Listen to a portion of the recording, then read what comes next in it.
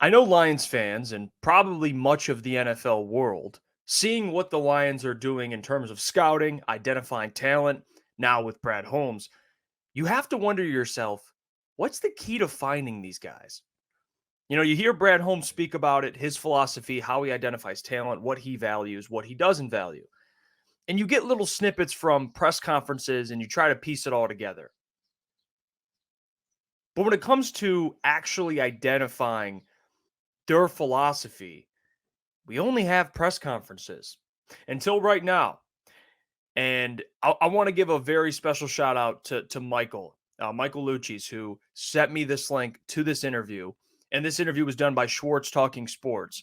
And they had Patrick Mularkey, an area scout for the Detroit Lions, on his show, which I will put the link in the description. Go check out the interview, watch it for yourself, even comment. Crunch Time sent me, and show him some love, because this interview is fantastic. And it, at least for me, it gave me more insight to what the Lions look for in players, what they think of certain players, which we're going to play some clips about Patrick talking about Mekhi Wingo, Jahmyr Gibbs, positional value, and of course, really the Lions' philosophy on attending the combine and why they don't attend the combine. So there are some interesting things to get to here. So we're going to start off. We're going to play the clip about Patrick Mularkey talking about positional value and what they saw in Jahmyr Gibbs and why, they didn't look at him as just a running back. And we kind of know this, but to get more insight is always interesting. So let's get to the first clip.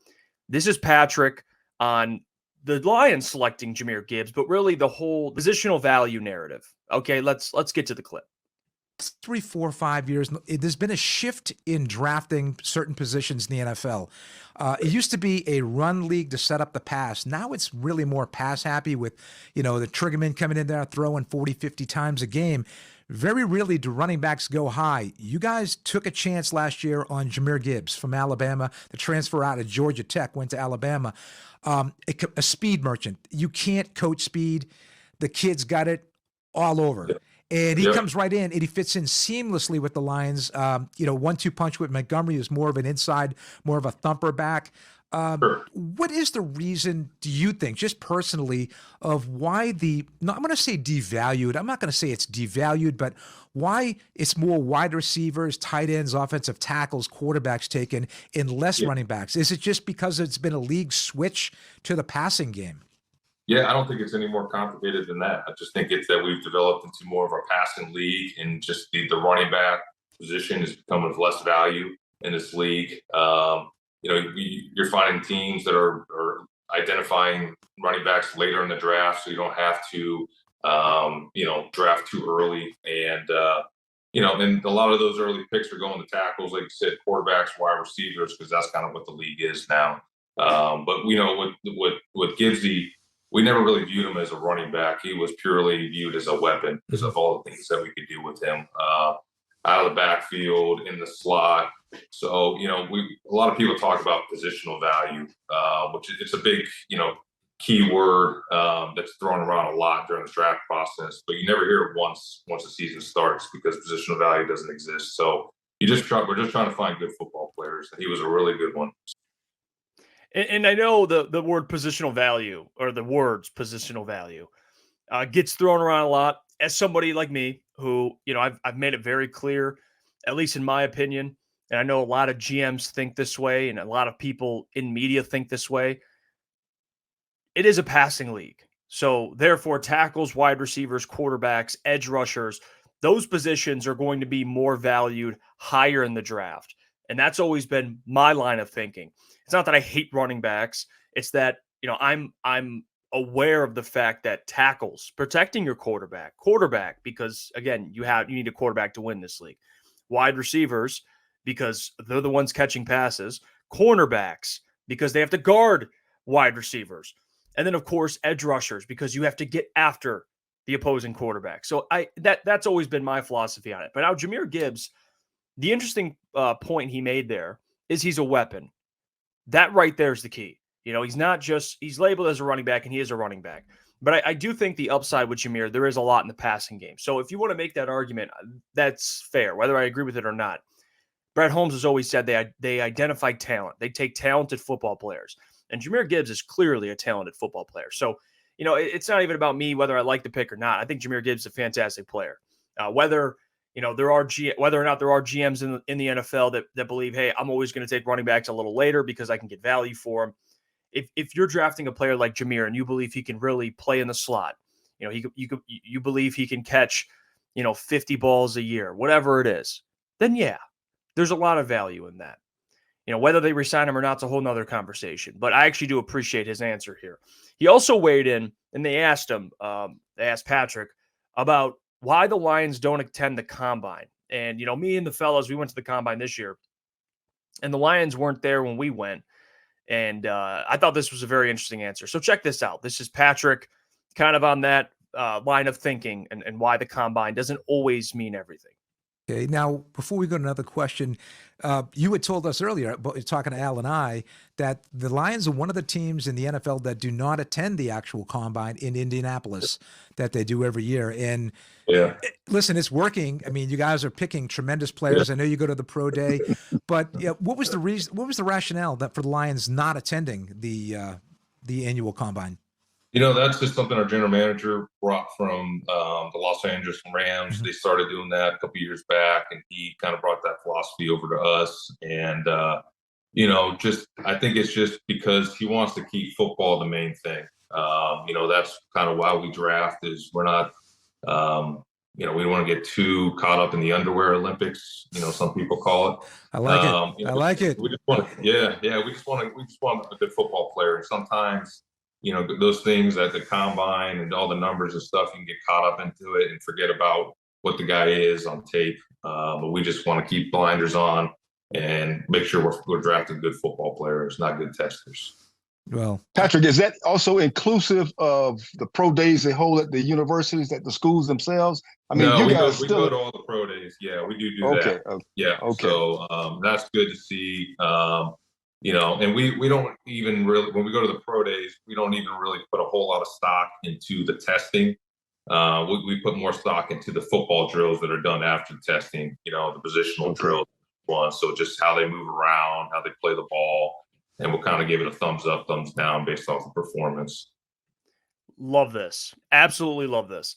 And it relates to a lot of the players they've selected as well. The first one that comes to mind would be Brian Branch, right? He's not athletically, he doesn't test off the charts. He's not athletically gifted, as some would say, but he's a fantastic football player. So that philosophy does align with, how the Lions have drafted. Now, whether or not you're at the combine or not, we attended the combine, and I know some GMs and some front offices value the combine, some others don't. In all honesty, I do agree with this line of thinking. The combine, to me, it's something that you look at, but you use it to confirm what's already on tape. Like if a player plays fast on tape and he runs fast at the combine, you use those two things and you put the 2 and 2 together. But overall, it should be all based on tape. That, like Patrick put there, the underwear Olympics, as many would call the combine. And I agree. So whether it's Brian Branch or whether it's other players that the Lions have drafted that didn't attend the combine, it does make sense. And it's worked out very well for them. Keep football the main thing. And I love that. Absolutely love that. And it's helped them find fantastic football players. So, I thought that comment by Patrick was very, very key. And this is all information that Lions fans, Lions media, we all can use for future drafts, right? It's not always the guy that tests really well at the combine. Even though, I've made an argument for why Brad Holmes values RAS scores. But at the same time, that's something, again, you factor in. I don't think it's the end-all, be-all. Tape matters always. Watch the tape. And if the tape checks out, then you can look at the RAS score or how athletic a player is. Like, right, Jack Campbell tested – he tested off the charts. He was athletically gifted. He just tested perfect in every area. But you look at the tape, and that's what stood out to Brad Holmes from Jack Campbell, was the tape and how much of a disruptor he was as a linebacker. And he just did everything right. So that's what matters. Even though I bring up the RAS score, I think we all can agree tape matters the most. And it's something that, Patrick mentioned he brought from LA, being under Les Snead, and which is a great thing to take away. Like, Les Snead is one of the best evaluators in the NFL. He's had success not having a first round pick. And you look at Brad Holmes, and he's always found ways to find talent late in drafts. So if this is the philosophy he uses, and he doesn't value the combine as much as he values the actual tape, then hell yeah. Like, this is how it should be. He also went on to answer a question regarding just evaluating talent, what you look for.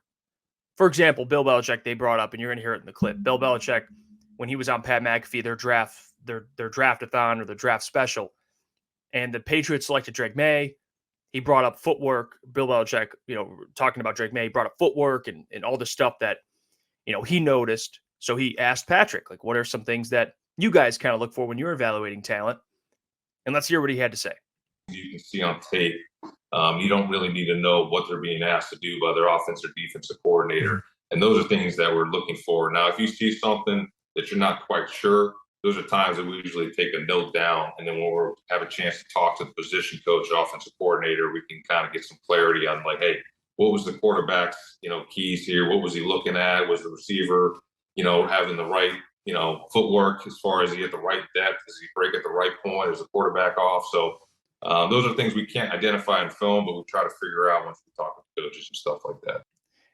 The Lions got to be one of the most thorough teams through this process. Like, they're going to find out everything about a player. And I know a lot of NFL teams do that, but at least hearing Patrick speak about it, it is incredible.